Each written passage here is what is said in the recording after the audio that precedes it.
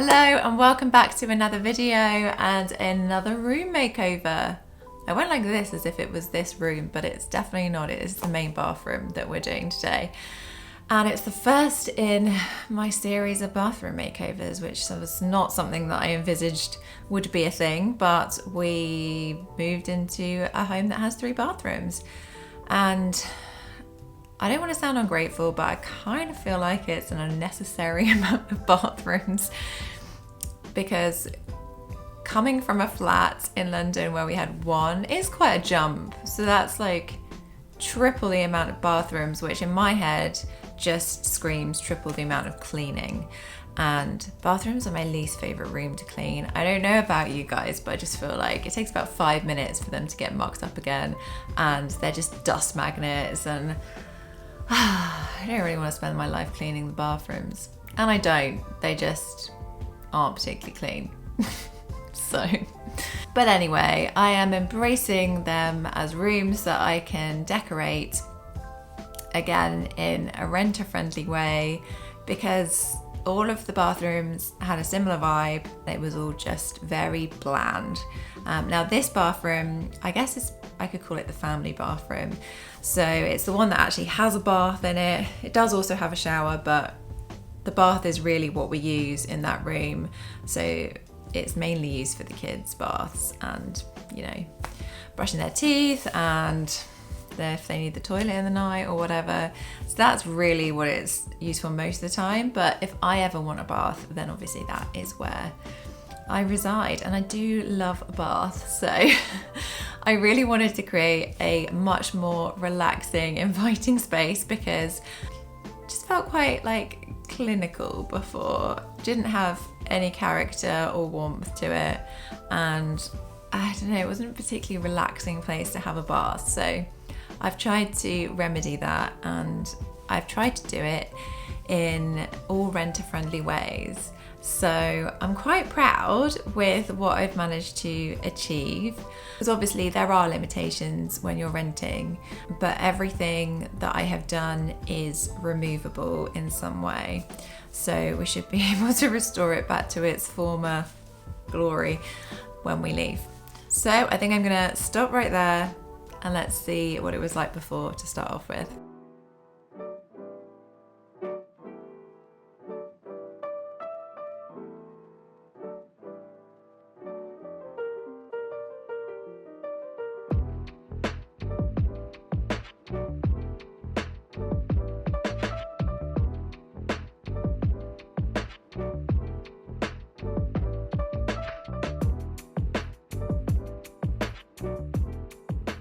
Right, well, I have had a thoroughly unproductive day of DIY.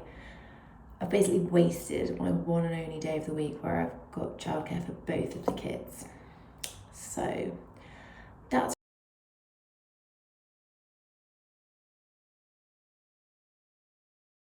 I was choosing between these 2 colours from Coat, but I thought, do you know what? Go for this kind of like plaster pinky colour because it's different to anything that I would usually choose. And this is coming out a bit cooler on, well, actually they both are coming out a bit cooler on camera, but this is actually sort of a warm taupey colour, which is nice, but maybe a break from beige would be useful. And this is my mirror that I made. Well, it was a thrifted mirror, and then I like made the wrapped outer bit. So that's going to go in place of this guy, which I need to take off because it's horrible. And then I can get painting and see how far I can get.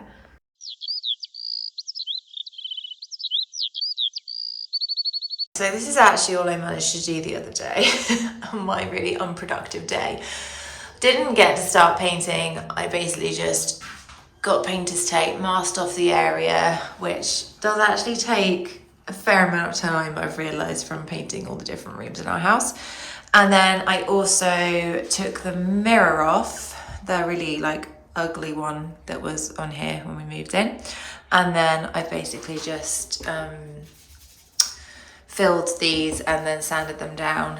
The filler I was using was not the right colour, but it's fine because, you know, I'm going to paint over. It is a Saturday afternoon And as you might still be able to hear, I'm not sure, it's been pretty stressful with the children. There's been tantrum after tantrum after tantrum, and I think that is tantrum number 568 happening downstairs at the moment. But yeah, at least one of them is happy playing. So I asked if I could sneak up and just get one coat done on this wall, and then we're just one step closer at least to being able to think about other stuff in this room. So I am going to put on something that is slightly more painting appropriate, I think.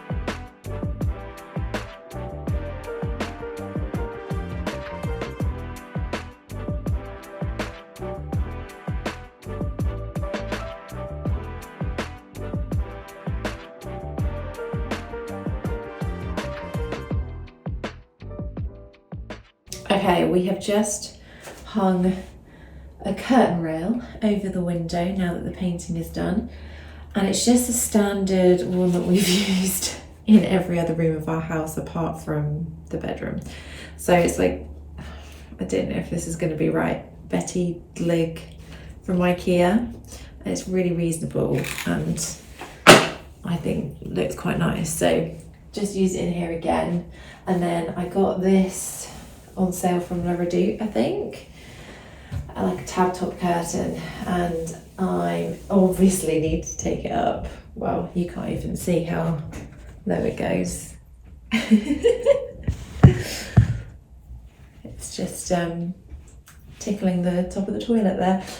But yeah, so I'm gonna pin this up, and then I think I'm gonna like tie it across like that.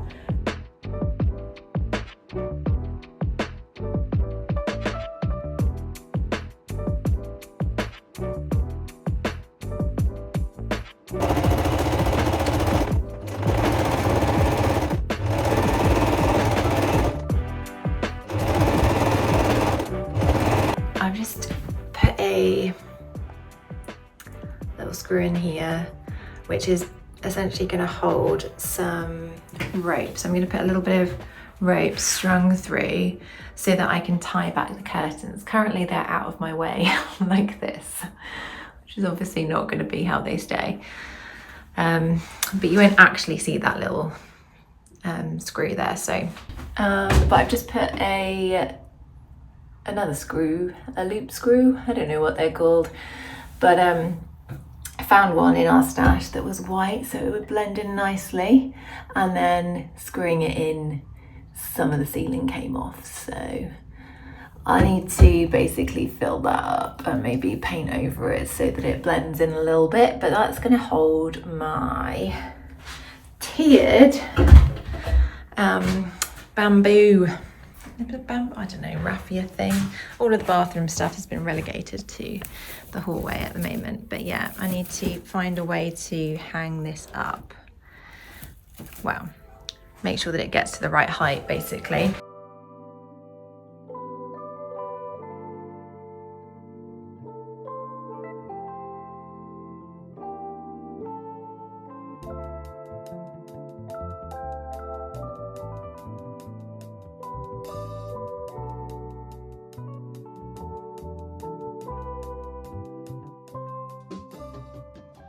Do you know what? I think my next job today is I'm going to take the blinds off here. I think it's straightforward because I've pretty much broken some off in other places in our house and had to put them back on. And I'm going to try and make it a black framed window, and then use black lead tape to create a crystal effect on it. And then I'm going to paint this handle black, because you know what, I don't think the landlord's going to mind if this is black on its own. But for this, the outer frame, I'm going to use black vinyl and see if it works, because then I can take it off when we leave, so it's far more renter friendly. But I think it might just look quite nice, because I don't know, just don't really love the window at the moment. I feel like it's ruining everything. Well, I say it's ruining everything. What's really ruining everything is this random strip of grey tile over here, but I'm not really sure that there's much I'm going to be able to do about. I started by removing the blinds, which were literally just clipped onto the inside of the window, so they were very easy to get off, but I was glad to see them go because they are ugly. Then I cleaned the window and then measured the width I needed for each panel of vinyl, and then cut these with a craft knife.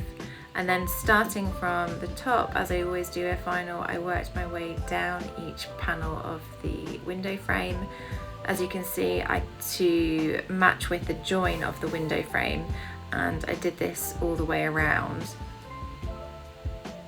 And just press the vinyl roughly from the top, as I said before. And then you can see here again, I'm cutting into that diagonal line using it as a guide. Please do this with a craft knife or a scalpel so that you get a nice, neat, accurate line. And then I literally just work back into the vinyl. So I'm just pressing into all of those little details and ridges. You might be doing this with a flat window frame, but mine certainly wasn't flat, so I just wanted to make sure that everything was stuck down and there weren't any air bubbles, which isn't too hard to achieve on a panel that's this small. And then I just pushed the vinyl from where the frame ended and the window began, and then just trimmed that off with a craft knife to make it nice and neat. Once I'd done that, I just measured the halfway point on the top and the bottom of my window. This is to get a sense of where I needed to mark to create my crystal effect, which I'm doing just using electrical tape, which is pretty glamorous. And I did little markings all the way down just so I could get it really straight. And then I also did the same for the horizontal lines afterwards. This is my mirror that I made a long time ago. Well, I say I made it, I mean I didn't make the actual mirror part, I got that from a charity shop, and then I made the rim around the outside, did a lot of wrapping, and then I put a different backing board, which is like really thick cardboard. Cardboard's not the right word, like that grey board that's really strong. I don't know if you can see it, but anyway, I've basically got to figure out a way of attaching it to the wall. I'm gonna look into a ridiculous amount of command strips and see how much they could collectively hold.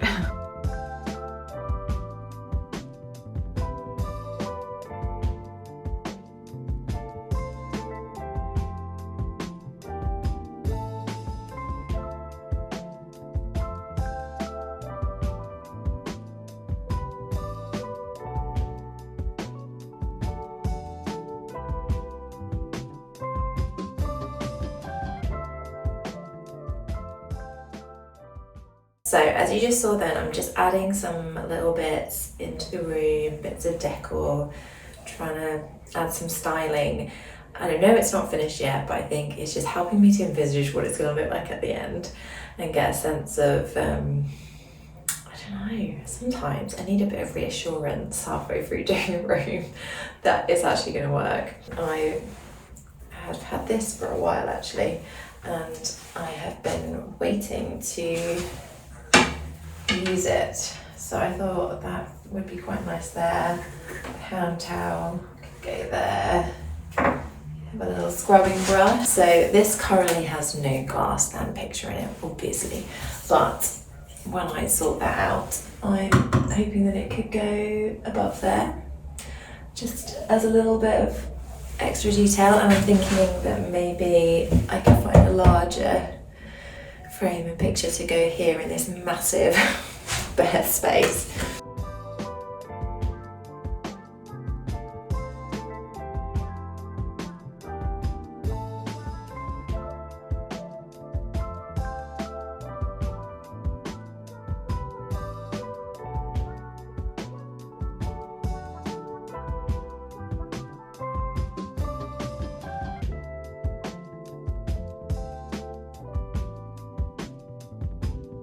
So I just picked up this under the sink bathroom cabinet to go in the bathroom for £5 on Facebook Marketplace. It is in really bad condition. It's so gross. I just want you to have a look at how gross it is. Ugh. I've got a fair bit of cleaning to do. It's not like I saw photos and was like, oh, it's going to be immaculate. So I'm going to clean it, and then I'm going to prime it. I'm going to paint it.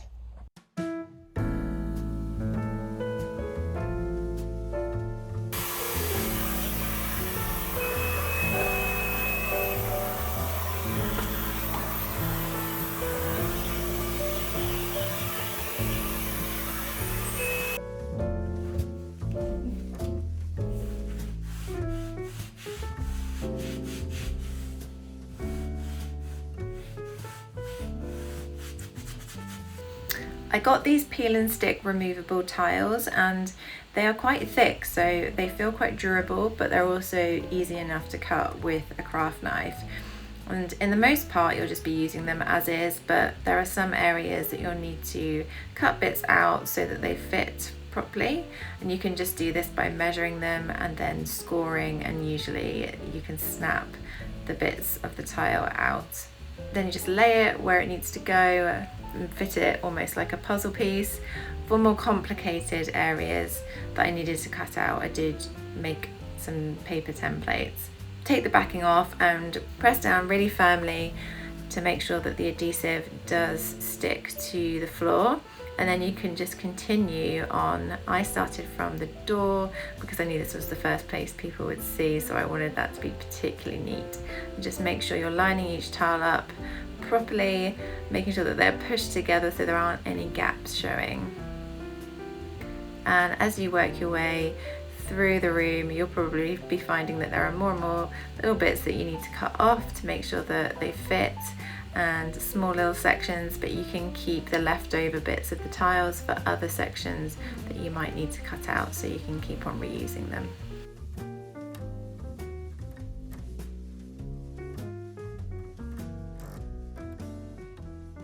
So the floor is down and it's pretty good. I couldn't see an obvious join.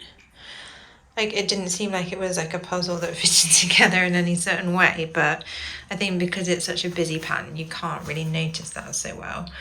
The only problem is that it's stuck really well in loads of places and it's lying really flat, but in this section near the front, it just, can you see, it was not sticking down very well. And here, it's been coming up and moving away from the other one. And down here at the join, over here, it's not a huge deal, but it just means that it doesn't look great. So what I want to do is pull these away up so I can get underneath them, and then maybe put some masking tape or painter's tape underneath. So that's what's sitting on top of the original lino, and then glue this down on top of it. I don't know if that will work, but I figure it's worth a try because I can peel it off anyway if it doesn't work. And then just hopefully it will look a bit more uniform, because there are bits over here that are down really well and sit flush, but yeah, we'll see how that works.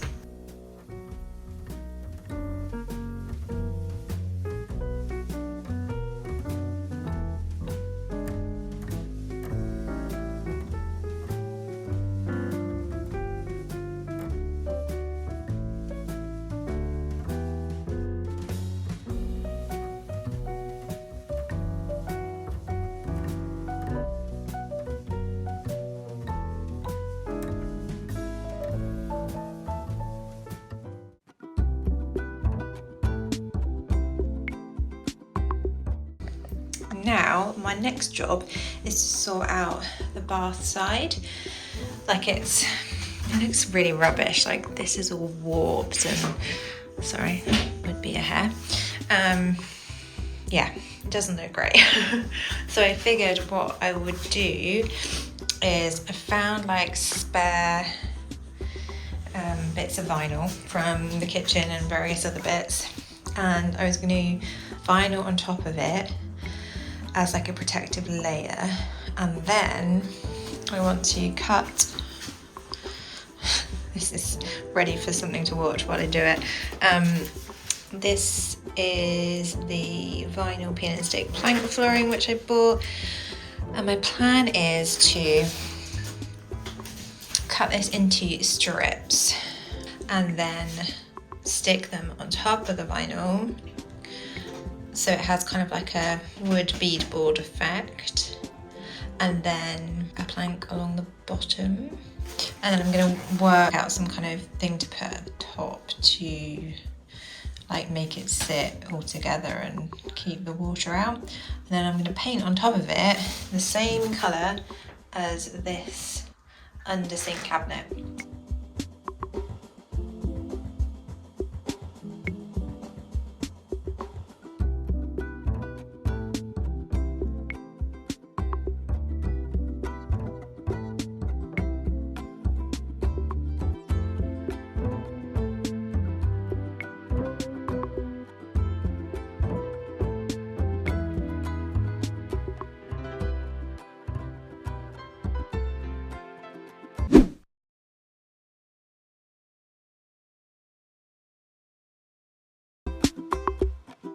Once you cut your adhesive panels to the right size, then you can start attaching them to the vinyl.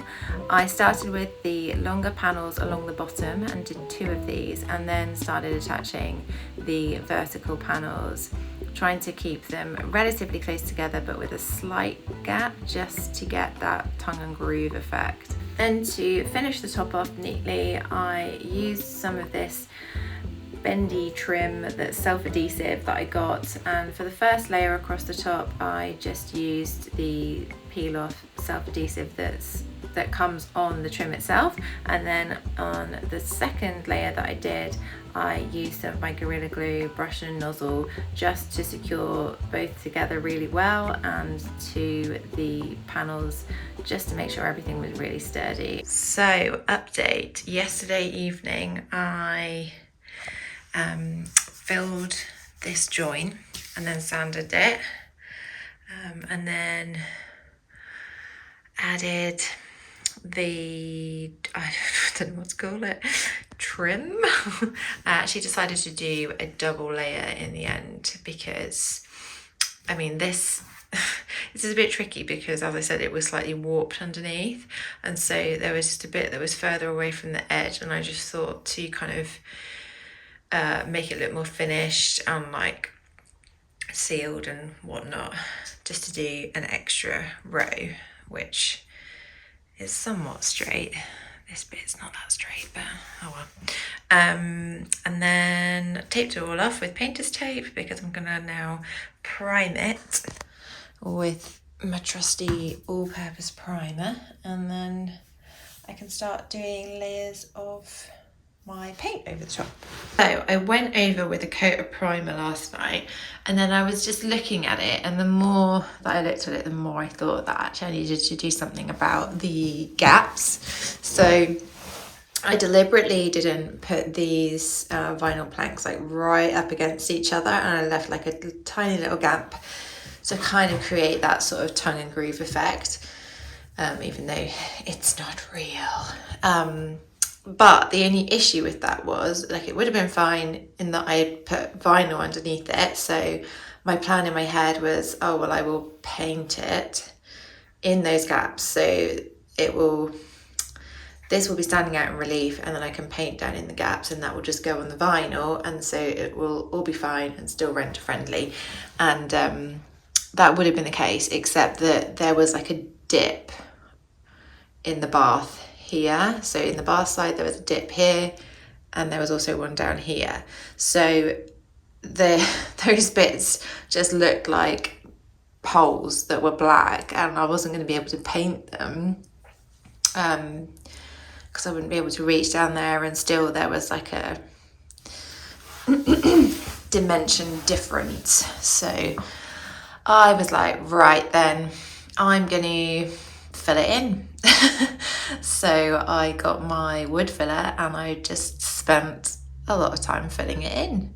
I mean, I say a lot of time, not loads of time. It wasn't that time consuming, but I need to still sand it down, as you can see on these bits.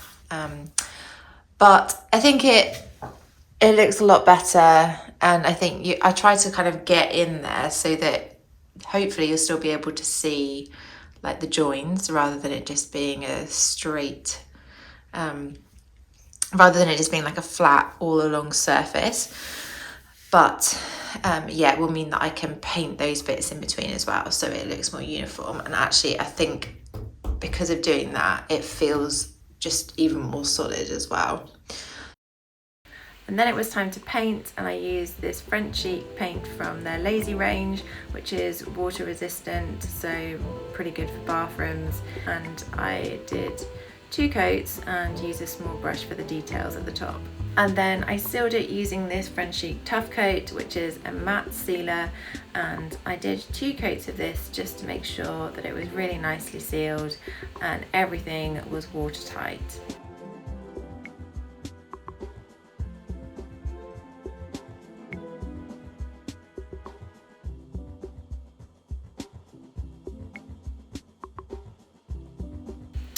Once that was all dry, I roped my husband into doing some actual sealing just to make sure along the top, the sides and the bottom that everything was completely watertight and there was going to be no mold.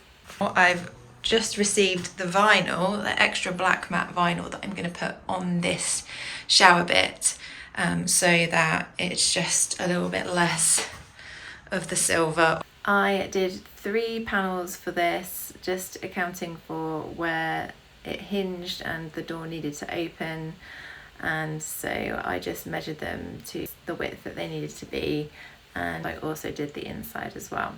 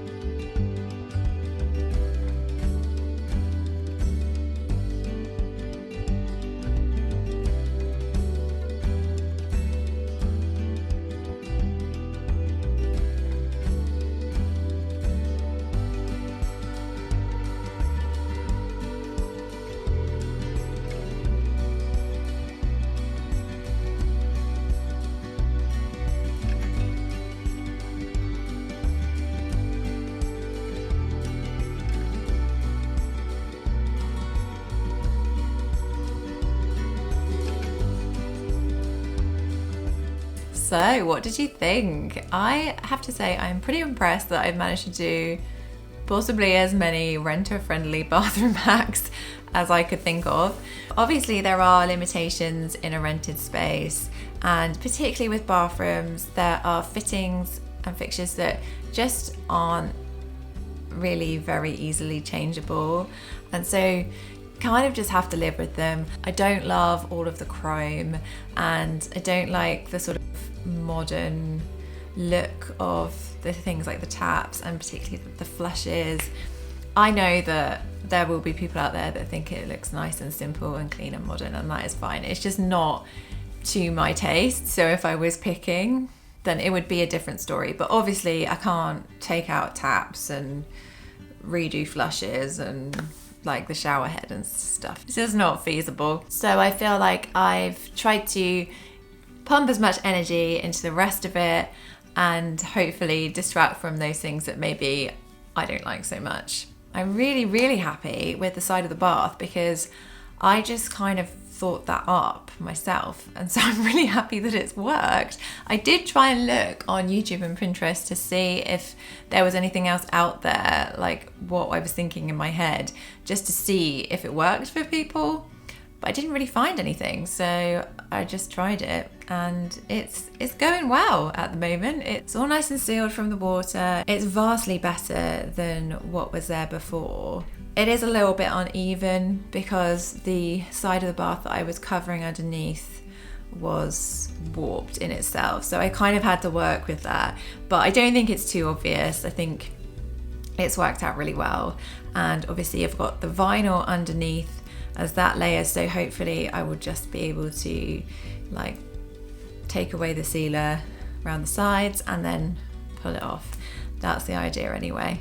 The one thing that I thought about changing but I didn't in the end was the random grey stripe of tile, which I just think is really random. Why the landlord didn't just keep it all white. I really kind of wanted to just paint it white, but I knew obviously that's not reversible, but also I was dubious as to whether the white would match the white of the tiles. Obviously they've been there a lot longer, so I'm just kind of blocking that out, and it's bothering me less and less now that the rest of the bathroom is nice. I'm also impressed once again that I chose some colour for a room because as I've said before, I'm just not very used to doing that, and now there is like an actual colour on 3 rooms of our house. Wild. Who knows what I'm going to do next.